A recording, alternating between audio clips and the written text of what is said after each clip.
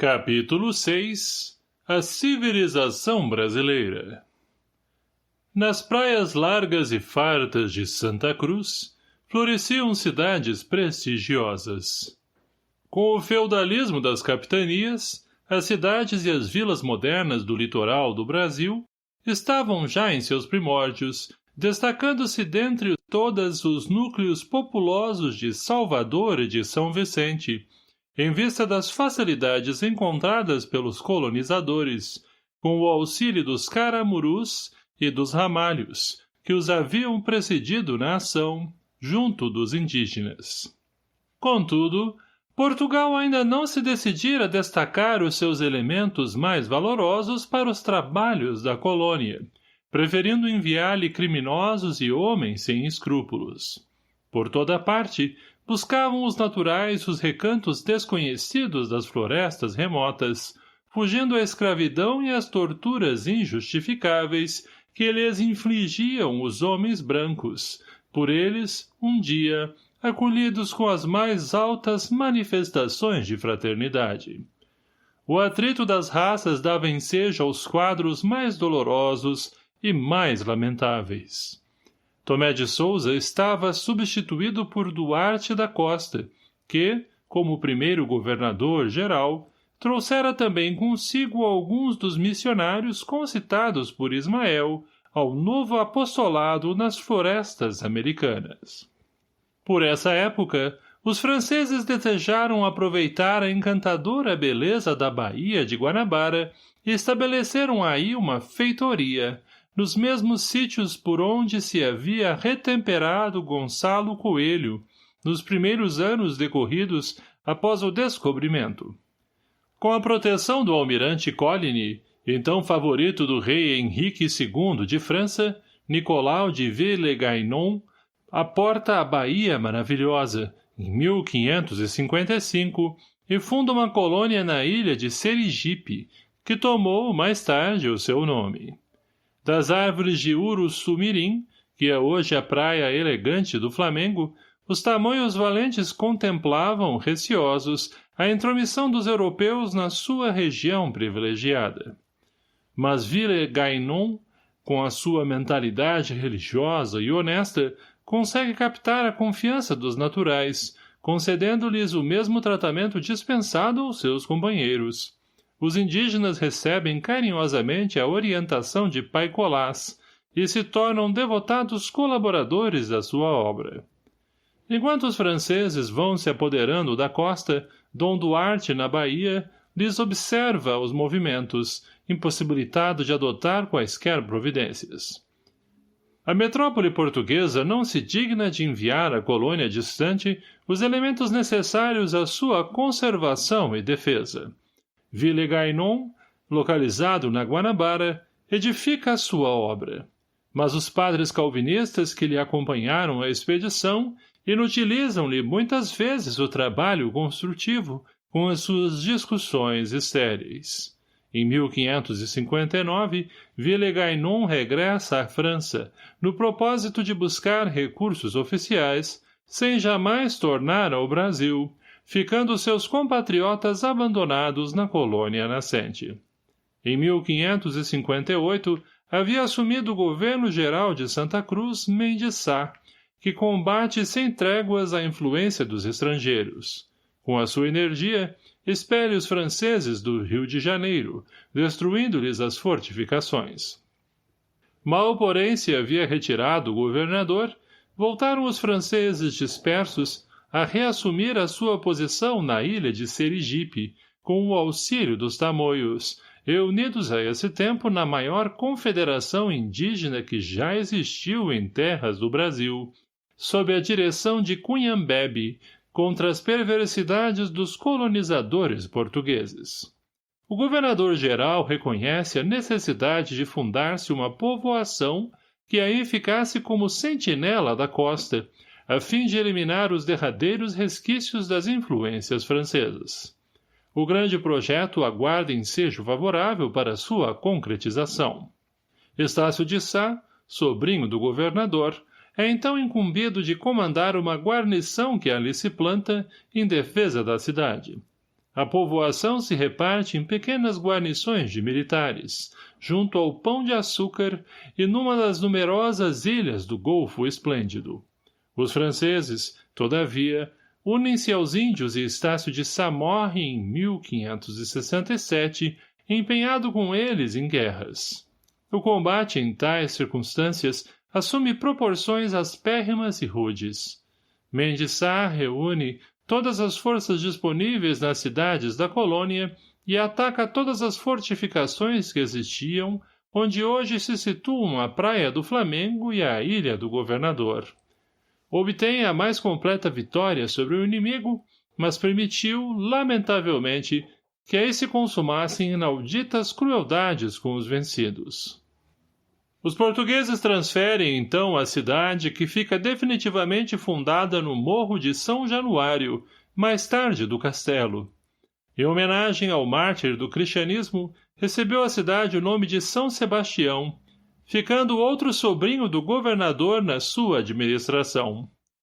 Nas esferas superiores do infinito, Ismael e suas abnegadas falanges choram sobre tão lamentáveis acontecimentos, quais o suplício imposto a João de Bolé, pelos elementos de mais confiança dos maiorais da espiritualidade.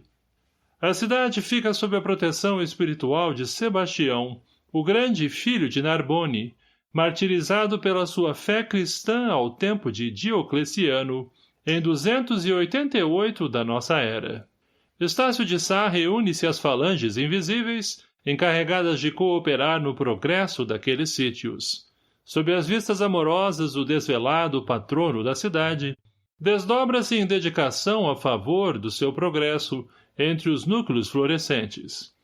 Muitas vezes voltou Estácio a se corporificar na pátria do Evangelho para viver na paisagem predileta dos seus olhos. Sua personalidade aí adquiriu elementos de ciência e de virtude, e, ainda há poucos anos, podia ser encontrada na figura do grande benemérito do Rio de Janeiro, que foi Oswaldo Cruz. Depois das lutas sanguinolentas nas praias da Bahia mais bela do mundo, onde os vícios europeus, desencadeando nefandas guerras religiosas, batalhavam entre si, estendendo suas crueldades até ao Novo Mundo, Ismael considerou a necessidade de estabelecer uma diretriz para a organização econômica da terra do Cruzeiro. Após a elaboração de largos projetos de ação do plano invisível, o sábio mensageiro do Senhor discrimina as funções de cada região da pátria brasileira, junto do Golfo Enorme, onde os contornos da paisagem assumem as cambiantes mais delicadas e mais espantosas, desdobrando-se nos mais graciosos caprichos da natureza, traça ele as linhas de uma urbe maravilhosa, que será a sede do pensamento brasileiro e, mais fundamente, no coração da terra moça e bravia, traceja as plantas magníficas das duas usinas mais poderosas, onde se guardará o profundo manancial de suas forças orgânicas. Os pontos de fixação dessas sagradas balizas são encontrados ao longo dos 600 quilômetros de extensão do Paraíba do Sul e nas cabeceiras do São Francisco, cuja corrente deverá lançar, pelo seu percurso de quase 3.000 quilômetros, todas as sementes da brasilidade mais pura. Aproveitou também Ismael os núcleos orientadores de Piratininga, que se expandiriam mais tarde com as audaciosas bandeiras. A linha do coração do Brasil, até hoje, se encontra aí traçada. Ninguém pode negar a hegemonia da intelectualidade carioca e fluminense, desde os tempos em que a cidade de São Sebastião se derramou do Morro do Castelo, invadindo as ilhas, absorvendo as praias longas e elevando-se pelos outeiros vizinhos. São Paulo e Minas de hoje foram as regiões escolhidas como as duas fontes poderosas que guardariam o potencial de energias orgânicas da terra, formando os primeiros índices da etnologia brasileira. As águas do Paraíba do Sul e as de todo o percurso do São Francisco ainda constituem um roteiro singular, onde se descobrem os característicos mais fortes do povo fraternal da Terra do Cruzeiro. Cada estado do Brasil tem a sua função essencial no corpo ciclópico da pátria que representa o coração geográfico do mundo. Mas em São Paulo e em Minas Gerais se assentaram, por determinação do invisível, os elementos indispensáveis à organização da pátria esplêndida. Ambos serão, ainda por muito tempo, as conchas da balança política e econômica da nacionalidade e os dínamos mais poderosos da sua produção. Obedecendo os elevados propósitos do mundo oculto, ambos ficaram irmanados junto do cérebro do país, por indefectíveis disposições do determinismo geográfico que os reúne para sempre. Os espíritos infelizes e perturbados, inimigos da obra de Jesus, que, entretanto, se converterão um dia ao supremo bem, pela sua infinita piedade, agem de preferência nos bastidores administrativos dos dois grandes estados brasileiros, provocando a vaidade dos seus homens públicos, levantando tricas políticas e conduzindo-os, muitas vezes, a lutas fratricidas e tenebrosas, no sentido de atrasar os triunfos divinos do Evangelho no coração de todas as almas.